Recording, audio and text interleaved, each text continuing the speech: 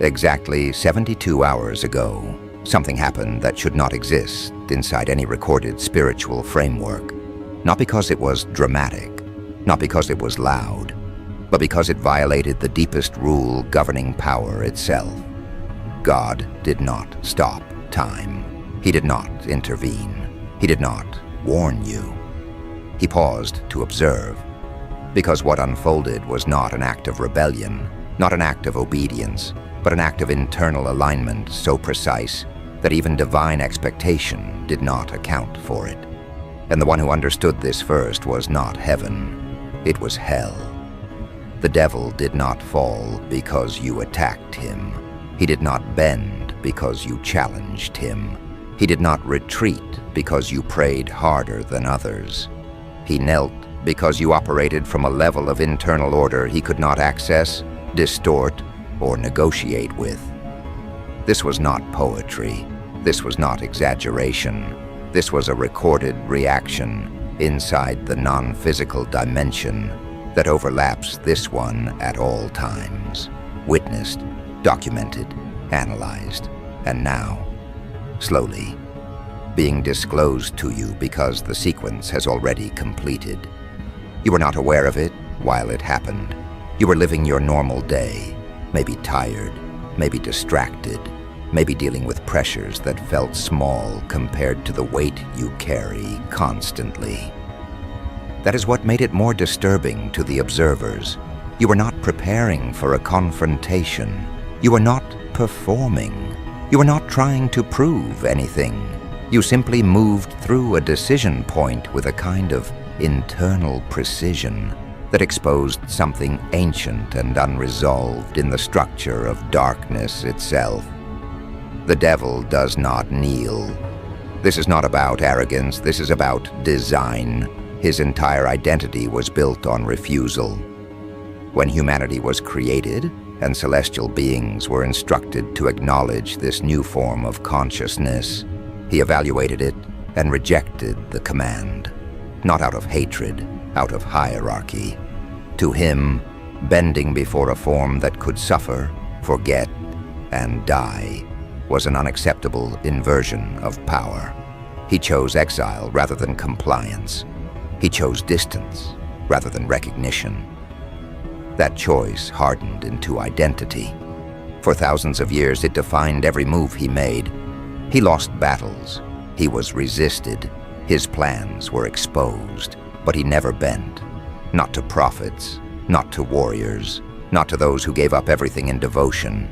Even when defeated, he withdrew intact, already calculating the next angle.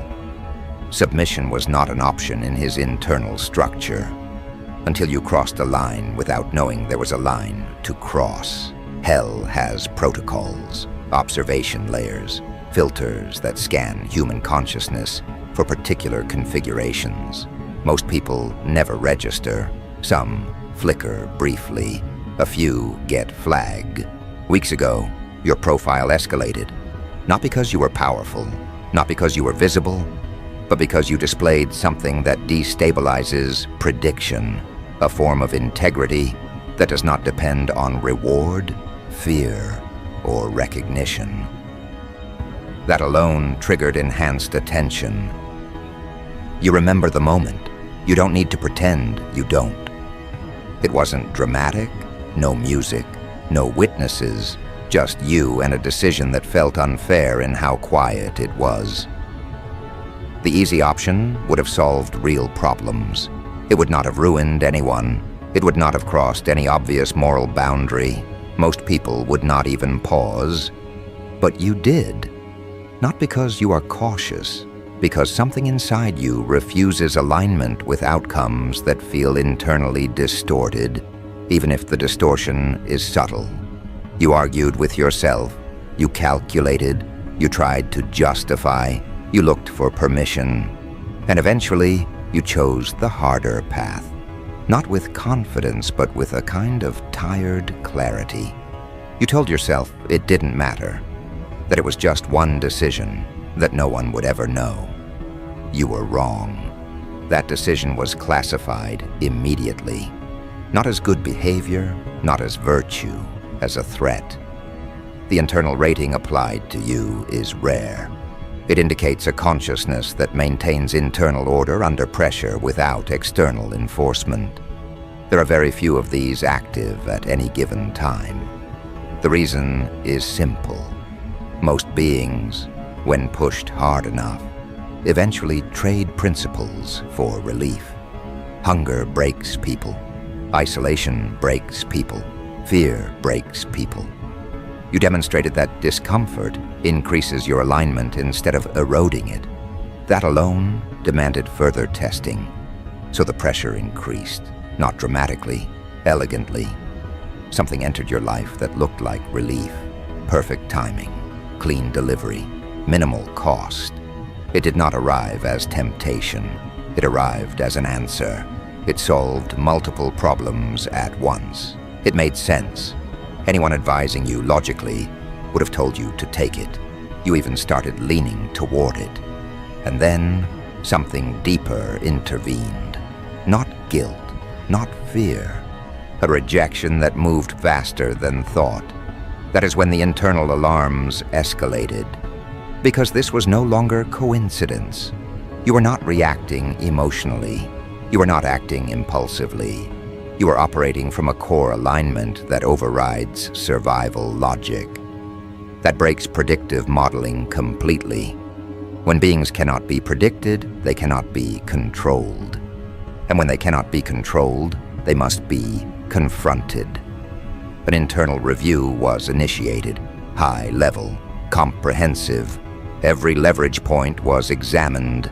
Desire, status, recognition, security, attachment. None of them behaved as expected. Pressure increased again, this time through justified resentment. Someone who wronged you became exposed. The opportunity was real.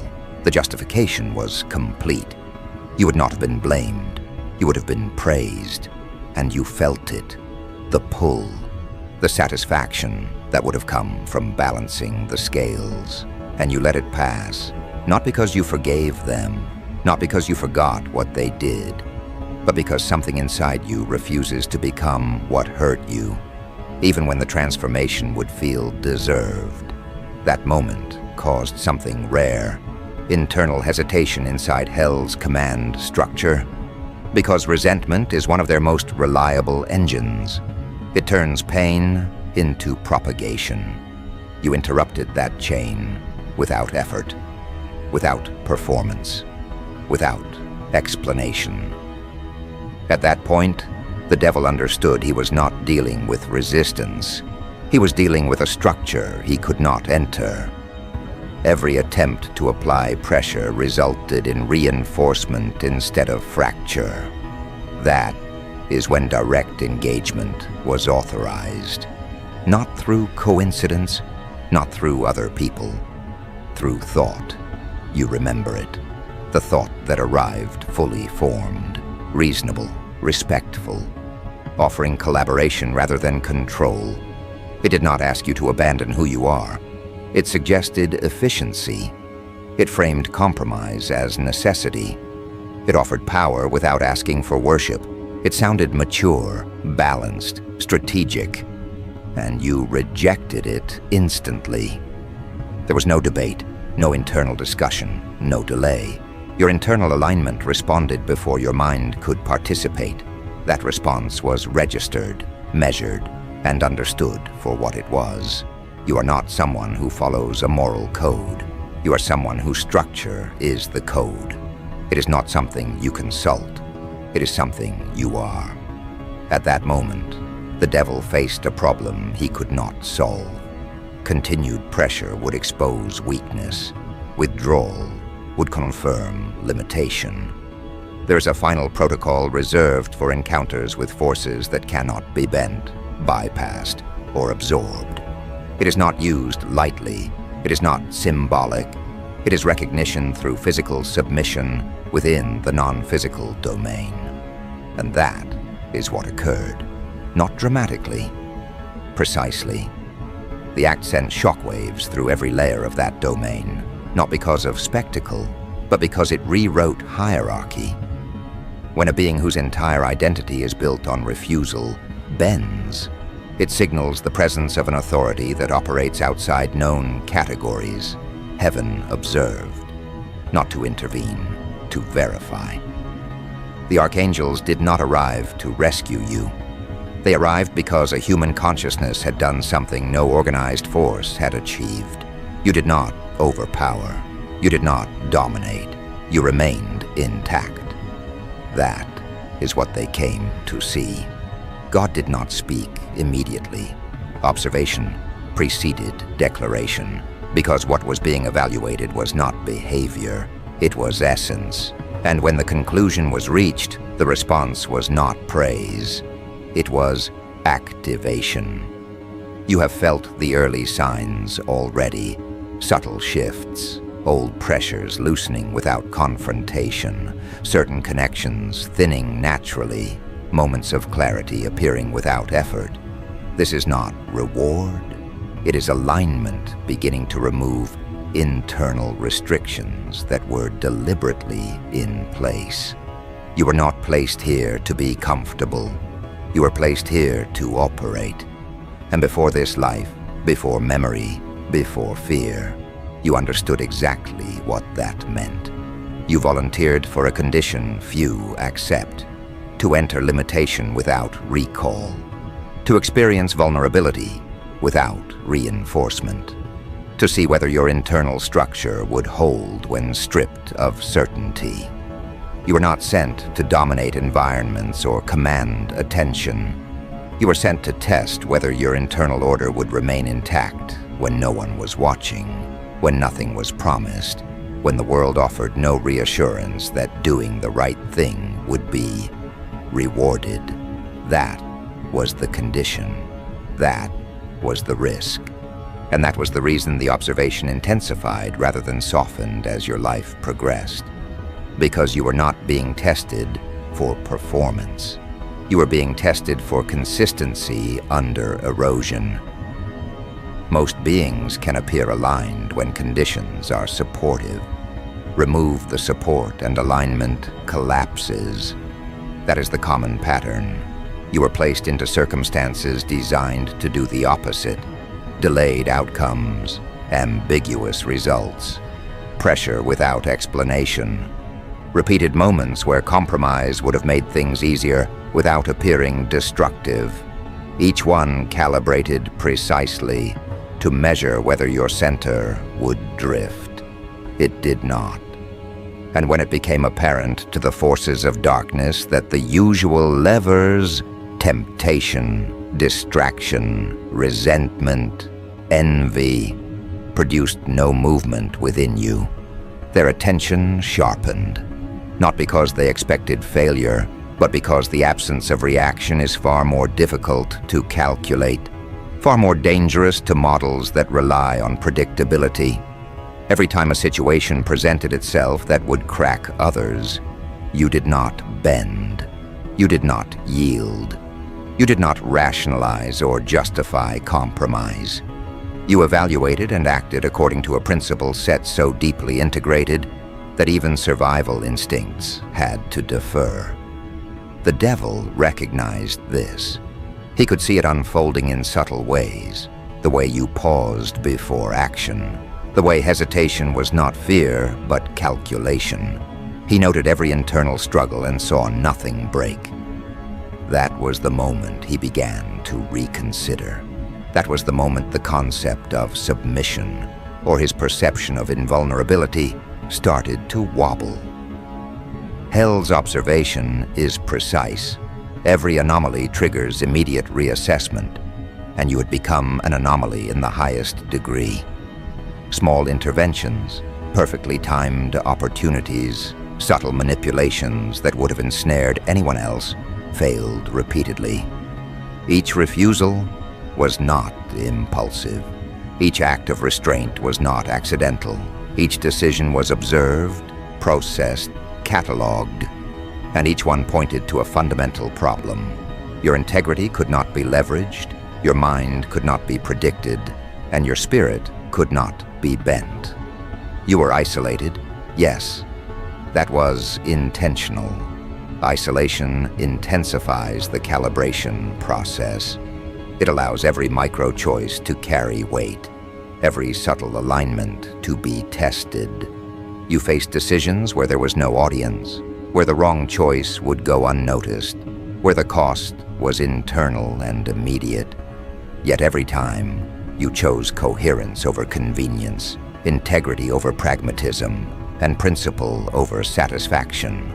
Those moments, invisible to human eyes, were visible to all higher orders, and they mattered more than you could imagine. The devil, accustomed to seeing human weakness exploited effortlessly, realized that he was confronting something unique, not rare, not unusual, but entirely unprecedented in the span of recorded infernal observation.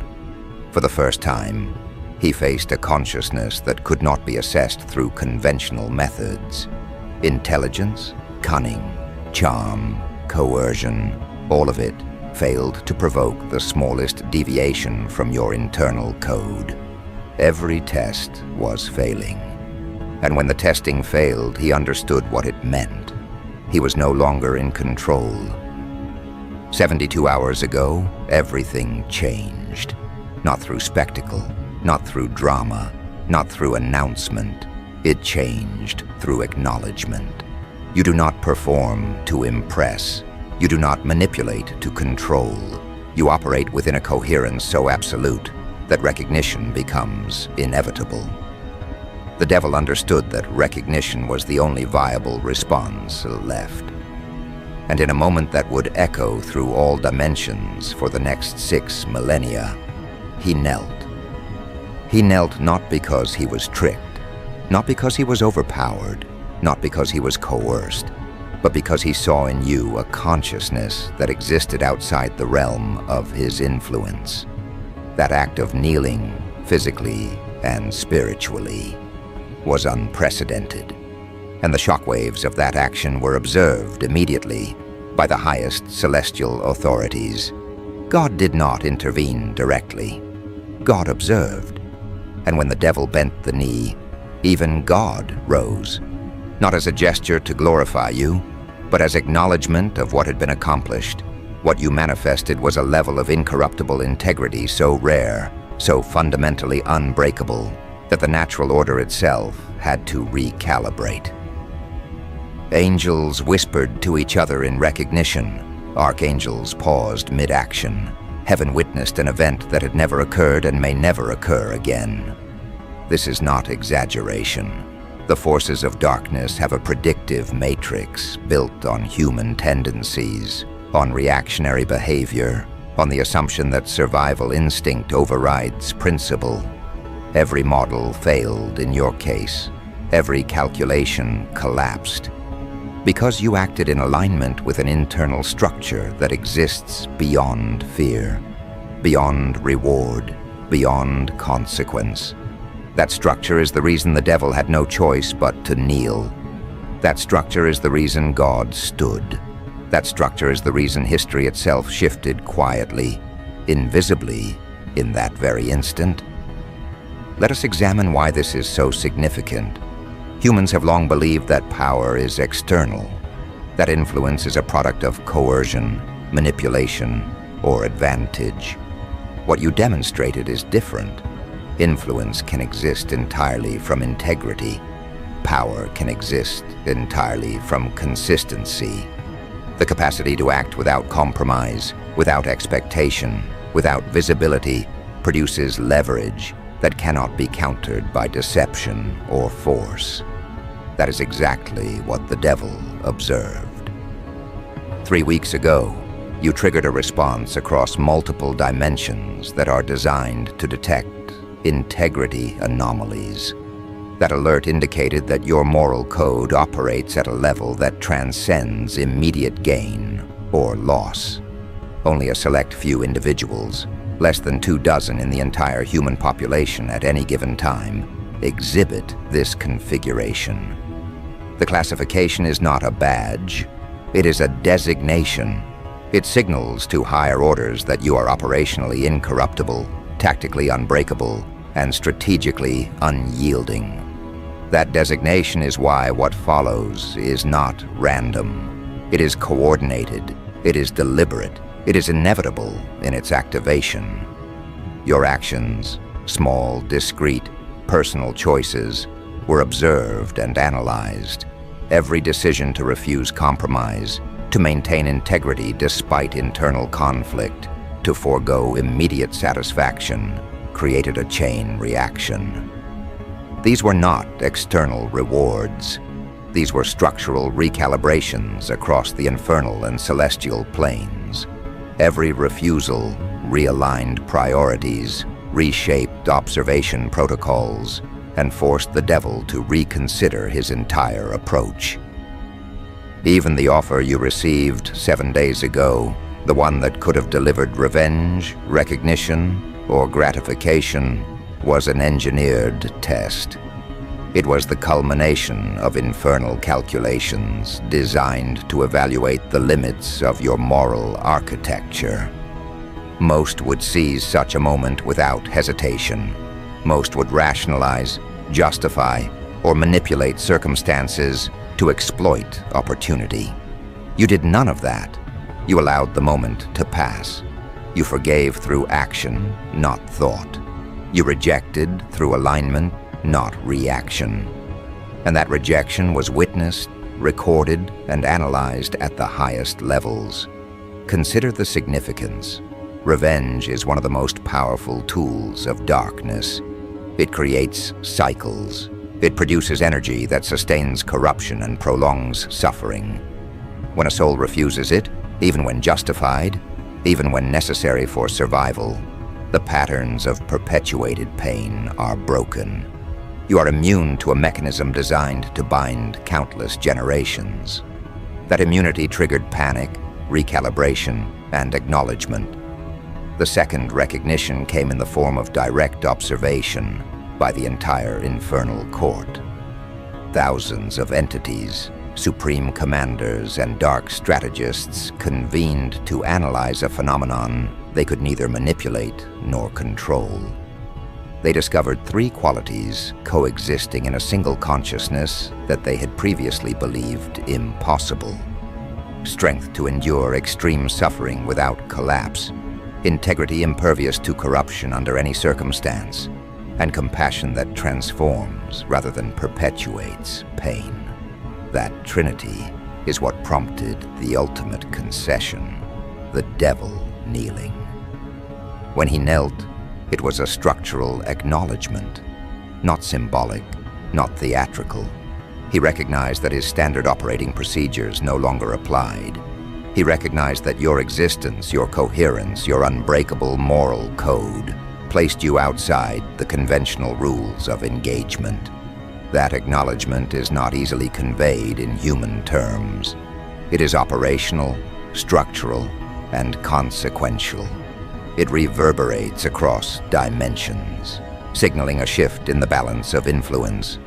God's response was aligned, not performative. The archangels observed the same event. Michael, Gabriel, Raphael, Uriel. All 4 commanders recognized the significance.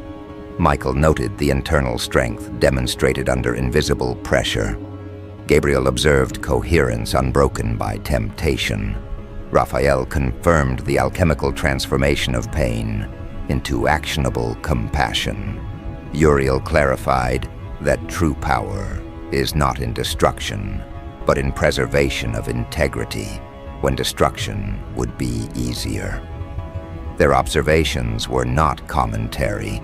They were confirmation of structural activation, acknowledgement that a celestial protocol had reached completion. Your function is no longer latent. Activation has begun. Not as sensation, not as spectacle, as structural alignment.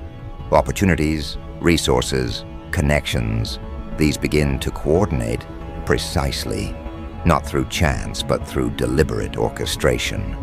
Your life no longer requires struggle to validate. It requires presence to propagate. Each decision, each interaction, each visible act of integrity compounds, transmitting coherence to others without direct instruction. Your influence spreads silently. People around you recalibrate without realizing it. Observers, collaborators, even casual contacts begin to align unconsciously. They hesitate before compromise. They act with greater honesty. They measure consequences more carefully. This is the natural propagation of integrity as a functional force. You are a node in a network that is forming, a network of like-operating individuals whose alignment cannot be countered through ordinary mechanisms of control. The forces of darkness recognize this and adjust. Noise increases elsewhere. Distraction amplifies. Manipulation escalates. But you remain insulated. Not by luck, not by fear, not by avoidance, but by operating consistently within the structural integrity that forced the kneeling in the first place. That is the nature of your power. It is immune to external disruption because it is reinforced internally and validated structurally. You are not here to fight. You are here to anchor. You are here to operate coherently where others would compromise. You are here to allow presence to propagate change. And that is why the kneeling occurred. That is why God rose. That is why the archangels confirmed. That is why history in this life now bears a new vector. This operation is ongoing. Activation continues. Fragments of memory, insight, and strategic understanding return, not as instruction, but as structural recall. You recognize patterns, connections, and functions you have already mastered, now applied through human context. The operation does not pause. You now participate consciously in a protocol designed to propagate coherence across influence networks that affect the collective trajectory of human decision-making. From this point, nothing in ordinary perception can deter progress. Financial structures, relational dynamics, and environmental pressures adjust in response to integrity that is visible and active. Opportunities arrive precisely when conditions are right. Resistance manifests as noise, never as disruption. And every observer who witnesses your consistency recalibrates, amplifying the effect. You are no longer an isolated individual. You are a node, a reference, a catalyst. And that is why the next phase will not announce itself. It will arrive as a subtle alignment, a precise opening, a situation that looks ordinary until it is engaged. You will know what to do, because recognition is now part of your structural operating system. And here's where the story stops being flattering and starts becoming dangerous to everything that once measured itself against you. Because the moment recognition becomes internal, external power structures lose their leverage. The devil never feared strength. He feared alignment. He never trembled at rage. He recoiled from clarity. Pride only survives where confusion exists. And you removed confusion without raising your voice.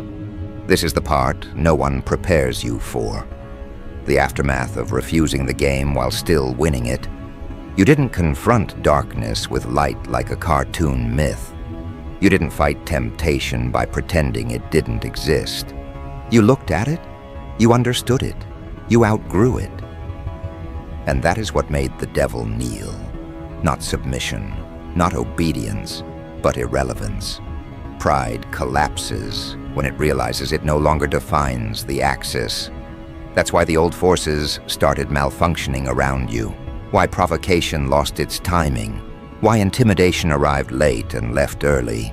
Why threats suddenly sounded like rehearsed lines read by actors who forgot the plot. God didn't intervene because there was nothing to correct. That's the shock. The applause wasn't for obedience. It was for mastery, for discernment, For the rare moment, a human doesn't outsource responsibility upward or downward, but stands in the middle and stabilizes the entire structure by refusing distortion. You didn't ask for permission, you didn't ask for protection, you didn't beg for signs. You became the sign. That's why heaven went quiet for a second, not in concern, but in recognition. When alignment replaces desperation, even divine systems pause to observe. Understand this clearly. You didn't defeat the devil by overpowering him. You defeated him by breaking his favorite mirror. Pride needs reflection. It needs reaction. It needs you to measure yourself against it. You stopped measuring. You stopped performing resistance. You stopped narrating your struggle.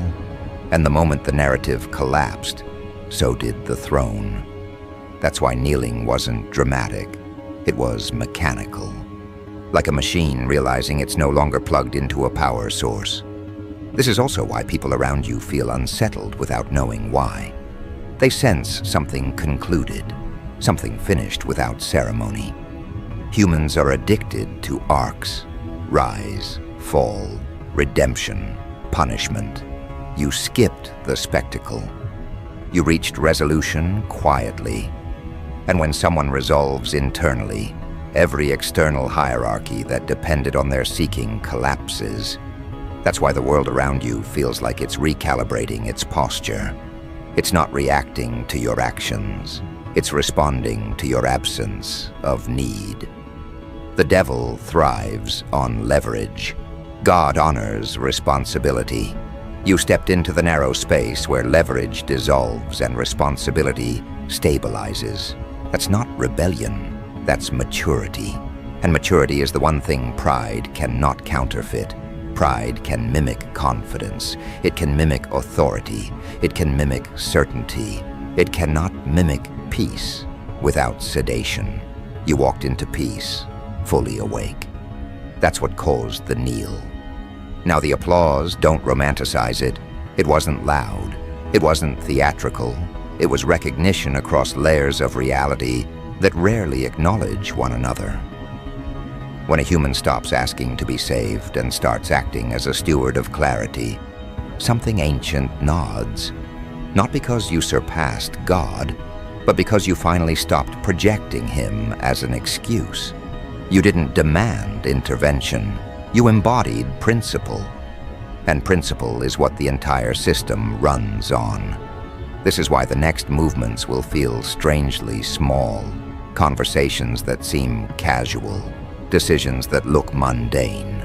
Doors that don't glow or creak ominously. But understand, this is post-conflict terrain. The war everyone else is still narrating already ended for you. Pride was broken at the root, not the branch. The devil didn't retreat. He recalculated away from you. And God didn't command. He observed and approved. You may notice temptations still appear, but they'll feel hollow, like old costumes without actors. You may notice challenges still arise, but they won't carry existential weight. Because once pride kneels, fear loses its interpreter. And once fear loses its interpreter, it becomes background noise. That's the real victory no one talks about. Not domination, not righteousness theater, silence where noise used to govern behavior. And that silence is not empty. It is not passive. It is not peace as an escape. It is peace as authority. This is where most people misunderstand what just happened to you. They think the danger is over because the tension is gone. They think the devil kneeling means temptation vanished. No, temptation still shows up. Ego still whispers, chaos still circles, but none of it can enter the command center anymore. Because command requires consent, and you revoked it without ceremony. This is why the devil's pride broke instead of his power. Power can survive rejection. Pride cannot survive indifference. You didn't shame it. You didn't expose it publicly. You didn't try to dominate it with moral theatrics. You simply stopped orienting yourself around it. And when something built its entire identity on being your axis, losing that role is annihilation. Kneeling was the only position left once relevance collapsed. And God's reaction, this is the part people struggle to digest. They expect judgment. They expect reward. They expect a crown handed down dramatically. But what happened instead was recognition of alignment. God stood not because you begged correctly, not because you suffered loudly, not because you followed a script. He stood because you finally understood the assignment without needing supervision. You didn't outsource integrity. You internalized it. And systems far older than religion recognize that shift instantly. Now notice how the world engages you differently, not louder, quieter. People don't challenge you head-on anymore. They test indirectly. They probe. They poke at the edges. They try to reinsert friction where it used to work. But the friction doesn't catch, because you are no longer operating on emotional torque. You're operating on orientation, and orientation doesn't get dragged. It sets direction, regardless of resistance. This is where the applause actually matters. It wasn't approval in the human sense, it was confirmation that the structure held, that a human can encounter temptation, power, ego, darkness, divinity, and not fracture into dependency or rebellion. That's rare. That's why heaven paused, not in shock at rebellion, but in respect for containment. You didn't leak chaos upward. You didn't project blame downward. You absorbed complexity and remained intact. And here's the uncomfortable truth. This makes you dangerous in a way violence never could. Because you don't need conflict to justify yourself. You don't need enemies to feel real. You don't need validation to move. Pride feeds on reaction. Fear feeds on urgency. You offer neither. So when people say, "Damn, bro, you made the devil kneel," what they're really sensing is this: nothing in you is pulling for attention anymore. And that unsettles everything trained to manipulate attention. You'll notice moments where you could exploit situations easily, where old instincts would say, "Now strike, now dominate, now prove." But you won't feel compelled, not because you're weaker, but because you're no longer hungry. Hunger is leverage. You starved the system by feeding yourself correctly. That's the part no one wants to replicate, because it requires giving up the dopamine of struggle narratives. Even God's applause wasn't encouragement to continue performing. It was acknowledgement that performance ended, that the training wheels came off, that you no longer need dramatic reinforcement to stay aligned. You don't need signs because you don't doubt direction. And direction, once stabilized, creates momentum without force. This is why things start lining up quietly around you. Opportunities don't rush you. Threats don't rush you. Time itself seems less aggressive. Now understand this clearly. The devil didn't disappear. He adjusted. He avoids you now, the way gamblers avoid tables where the odds no longer bend. Pride doesn't fight battles it can't narrate. And your life has become unnarratable to that frequency. There's no hook, no weakness to exaggerate, no insecurity to amplify. That's why temptations feel like props. They show up out of habit, not strategy. And the reason God stood, this matters, is because stewardship replaced dependency. You didn't become holy by detaching from the world. You became grounded within it. You didn't ask God to remove the devil. You learned how not to feed him. That's evolution. That's why the applause wasn't emotional. It was structural, like an architect watching a load-bearing column finally hold on its own. This is also why some people will misinterpret you now. They'll say you're cold, detached, uninterested. They'll mistake your silence for arrogance or apathy. Let them. Pride always accuses clarity of cruelty. But you're not cruel. You're precise. You don't over-explain. You don't overreact. You don't over-identify. And over anything is where manipulation enters. The war didn't end with fireworks. It ended with posture, with you standing still while everything that once needed your reaction lost balance. The devil knelt because he couldn't provoke motion. God stood because motion was no longer required.